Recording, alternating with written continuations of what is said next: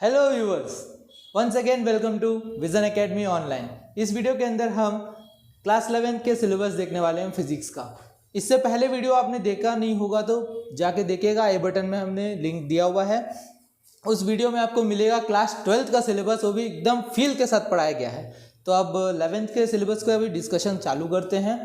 तो first chapter आपको मिलता है क्लास 11th में फिजिक्स में देखने को, वो है आपका physical world. Physical world,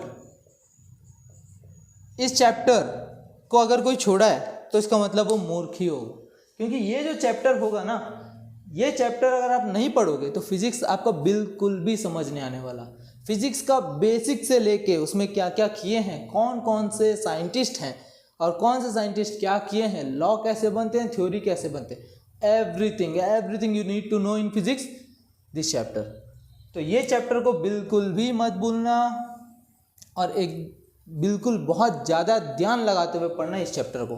first chapter आपका फिजिक्स के बारे में पूरा नॉलेज आपको प्रोवाइड करता है। अब उसके बाद हम सेकेंड चैप्टर की ओर बढ़ते हैं। तो आपका सेकेंड चैप्टर मिलता है आपको, अब फिजिक्स के बारे में अब तो आप जान गए।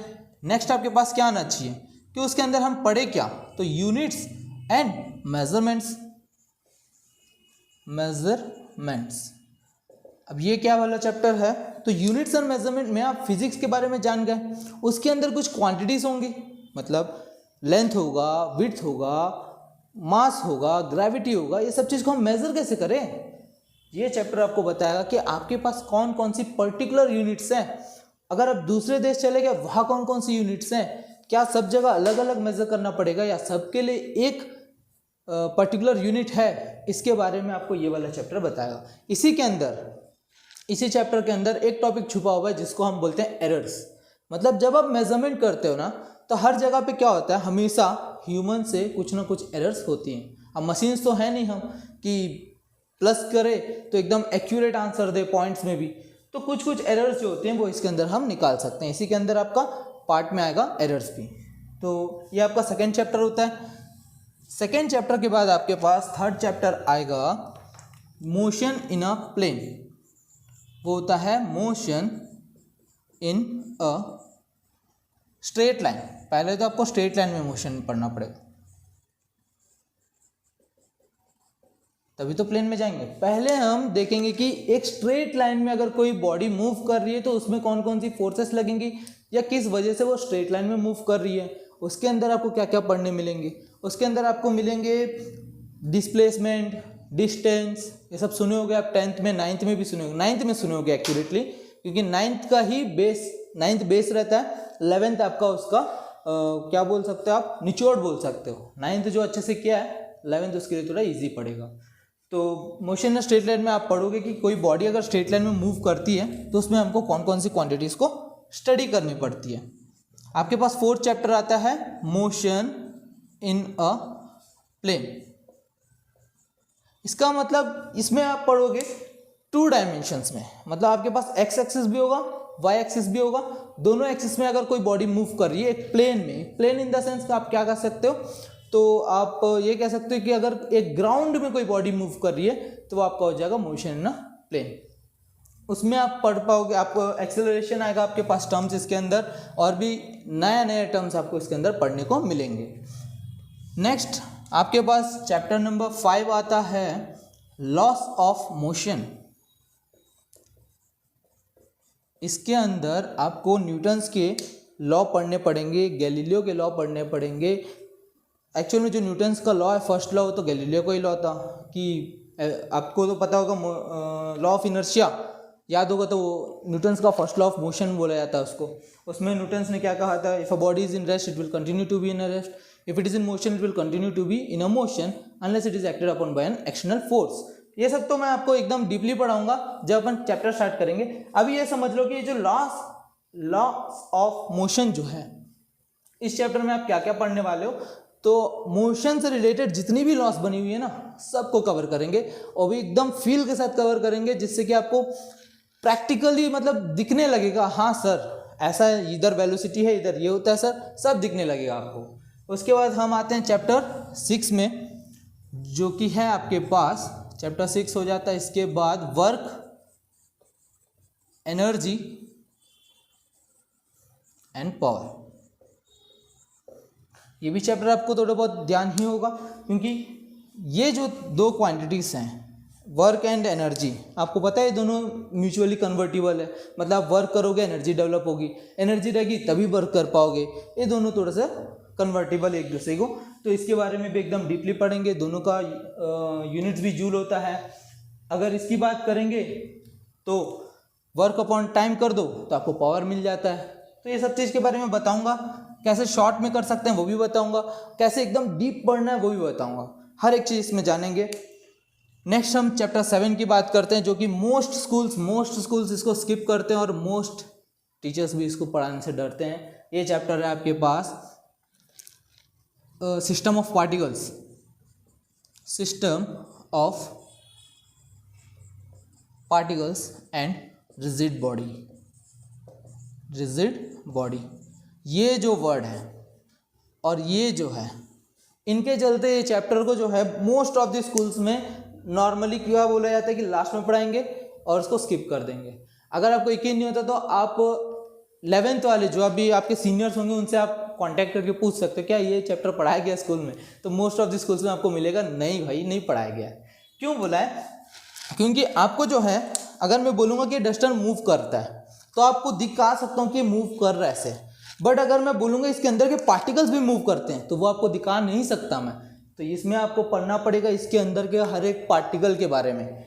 और एक चीज़, इसके अंदर आपको ना ही लीनियर मोशन पढ़ना है, इसके अंदर आपको पढ़ना रोटेशनल मोशन। तो हर एक बॉडी का पार्टिकल रोटेशन करता है, कैसे होता है, क्या होता है, एवरी चीज़ के अंदर अपन पढ़ने वाले हैं। उसके बाद ये जो सर्कल क्यों रिजिड, ये जो बॉडी होता है ना एक्चुअल में एग्जिस्ट ही नहीं करता, तो इसको कहाँ से दिखाएंगे आपको। तो इसीलिए चैप्टर्स को नॉर्मली छोड़ देते हैं, बट हम इसको एकदम डीपली पढ़ेंगे, ऐसा पढ़ेंगे कि मज़ा आ जाएगा आपको। फील पूरे चैप्टर के अंदर डूब जाओगे आप लोग। डूब जाओगे मतलब पानी के अंदर नहीं, चैप्टर के अंदर। अब आपके पास चैप्टर 8 आता है। अब आपने रोटेशनल मोशन तो पढ़ चुका है, अब चैप्टर 8 में हम पढ़ते हैं जो आपका फेवरेट टॉपिक होता है मोस्ट ऑफ द स्टूडेंट्स का, ग्रेविटेशन। हमारे अर्थ, हाँ ग्रेविटेशन जो हमारे अर्थ लगाता है हर एक बॉडी पे, इसको भी न्यूटन्स ने दिया था, यूनिवर्सल लॉ ऑफ ग्रेविटेशन याद होगा, F=gm1m2/r², जिसके अंदर ये बोला जाता है कि हर एक बॉडी दूसरे बॉडी पे एक फोर्स लगाती है जिसको हम ग्रेविटी बोलते हैं। हर एक चीज़ पढ़ेंगे डीपली।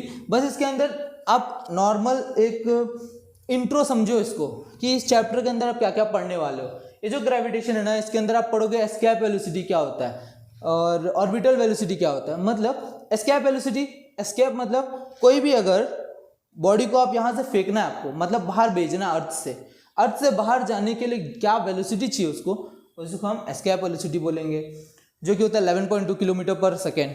वो सब निकालेंगे हम, और कैसे निकलेगा, कैसे आएगा, अर्थ का कितना होता है, मून का कितना होता है, सब चीज़ आपसे कवर करवाऊंगा। चैप्टर 8 के बाद आता है चैप्टर 9 की बारी, जो कि है बहुत छोटा सा चैप्टर और बहुत अच्छा चैप्टर, जो है हमारा mechanical properties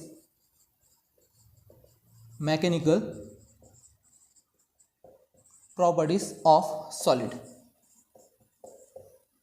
mechanical properties of solid in the sense हर एक सॉलिड का हर एक प्रॉपर्टी पढ़ेंगे। इसमें स्ट्रेस पढ़ोगे, स्ट्रेन पढ़ोगे, मतलब किसी बॉडी पे फोर्स लगा रहे हो उसमें कौन कौन सा चेंजेस आएगा, सभी चीज़ें इसके अंदर पढ़ने वाले हो। अगर किसी बॉडी को खींच रहे हो तो किस एक्सटेंट तक वो खिंचा सकता है, कब वो ब्रेक होगा, अगर ब्रेक होगा उस पॉइंट को क्या बोलेंगे, ब्रेक नहीं हो रहा उस पॉइंट को क्या बोलेंगे, एक्सेट्रा एक्सेट्रा। हर एक पॉइंट इसमें पढ़ोगे। स्ट्रेस स्ट्रेन ग्राफ पढ़ोगे, जिसमें आपको एक ग्राफ मिलेगा स्टील का। अच्छा, इसमें अंदर एक क्वेश्चन भी आता है कि स्टील ज़्यादा इलास्टिक है या रबड़। इसका ऑप्शन आप कमेंट में आंसर कर सकते हो, बट मैं वीडियो के एंड में बता दूंगा आपको कि स्टील ज़्यादा इलास्टिक होता है या रबड़ ज़्यादा इलास्टिक होता है। आप इसको ट्यून करिएगा लास्ट तक। इसके बाद आपके पास चैप्टर 10 आता है। सॉलिड तो पढ़ चुके हो, अब पढ़ना पड़ेगा आपको मैकेनिकल प्रॉपर्टीज ऑफ फ्लूइड। ये चैप्टर में आपको 2 पार्ट्स मिल जाएंगे। एक पार्ट आपका होगा हाइड्रोस्टैटिक्स, एक पार्ट आपका होगा हाइड्रोडायनेमिक्स। इसी के अंदर होगा दोनों पार्ट्स। हाइड्रोस्टैटिक्स में आपका होगा फ्लूइड मतलब समझते हो जो भी चीज़ फ्लो कर सकती है उसको अपन फ्लूइड कह सकते हैं, जिसके पास फ्लो करने की प्रॉपर्टी होती है। जैसे एयर हो गया, वाटर हो गया, ऑयल हो गया, ये सभी फ्लूइड्स के अंदर आता है।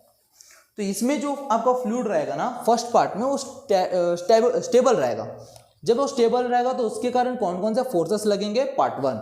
जब वो मूव करेगा तो उसके वजह से कौन कौन से फोर्सेस और कहाँ पे उसका एनर्जी कंजर्व रहेगा, पार्ट 2, जिसके अंदर आपका Bernoulli's theorem, venturi meter etcetera सभी चीज़ आएंगे। उसके बारे में अभी डीप नॉलेज आपको सभी चैप्टर के बारे में डीप नॉलेज मिलने वाला है। आप बस हमारे साथ जुड़े रहिएगा और जितना ज़्यादा हो सकता है उतना ज़्यादा सपोर्ट करिएगा। आपको हर एक चैप्टर को एकदम ईजी वे में कैसे पढ़ना है सभी चीज़ें आपको मिलेंगे। अब चैप्टर 11 की बात करते हैं तो चैप्टर 11 आपके पास है thermal properties of matter. Thermal properties of, ये आप केमिस्ट्री में भी पढ़ते हो इसके अंदर कि कोई भी मैटर है उसका कौन कौन से थर्मल प्रॉपर्टीज होते हैं। इन द सेंस आपके पास एग्जाम्पल के लिए अगर मैं कहूँ थर्मल प्रॉपर्टीज में आप क्या क्या पढ़ने वाले हो तो आपको याद होगा specific heat, latent heat, specific heat हो गया, लेटेंट हीट हो गया, वाटर का जो होता है ट्रिपल पॉइंट हो गया, ये सब चीज़ इसके अंदर आप पढ़ने वाले हो कि कोई भी मैटर, यार मैटर मतलब क्या होता है, कोई भी चीज़, सभी का आप थर्मल प्रॉपर्टीज पढ़ने वाले हो इसके अंदर कि अगर आप उसको हीट दे रहे हो तो उसके अंदर क्या क्या चीज़ चेंजेस आएंगी या आपको कितना हीट देना पड़ेगा उसमें चेंज लाने के लिए, ये सब चीज़ इसमें पढ़ोगे। नेक्स्ट चैप्टर 12 जो कि आपको सबको पता ही होगा, चैप्टर 12 बचपन से सुनते हुए आते हैं, thermodynamics.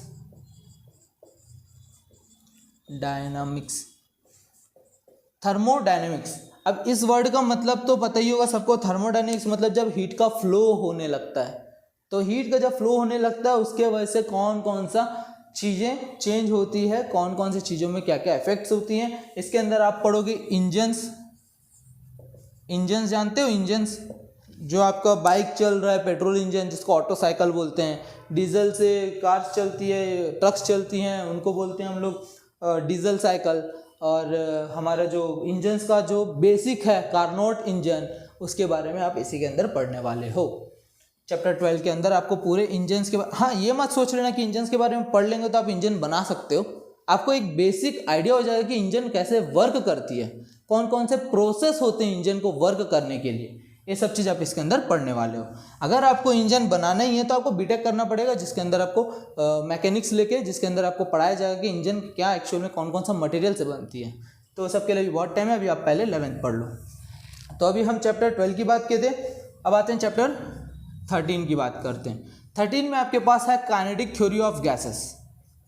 Kinetic theory of gases, ये जो चैप्टर है ना इसके अंदर हम पर्टिकुलर गैसेस के बारे में बात करेंगे कि उनका प्रेशर कितना होगा। मोस्टली इसमें जो क्वेश्चन बनते हैं प्रेशर से क्वेश्चन बनते हैं गैस का, कि गैस कैसे एक्सपैंड करता है, उसमें प्रेशर कितना होता है, उसका काइनेटिक एनर्जी कितनी होती है।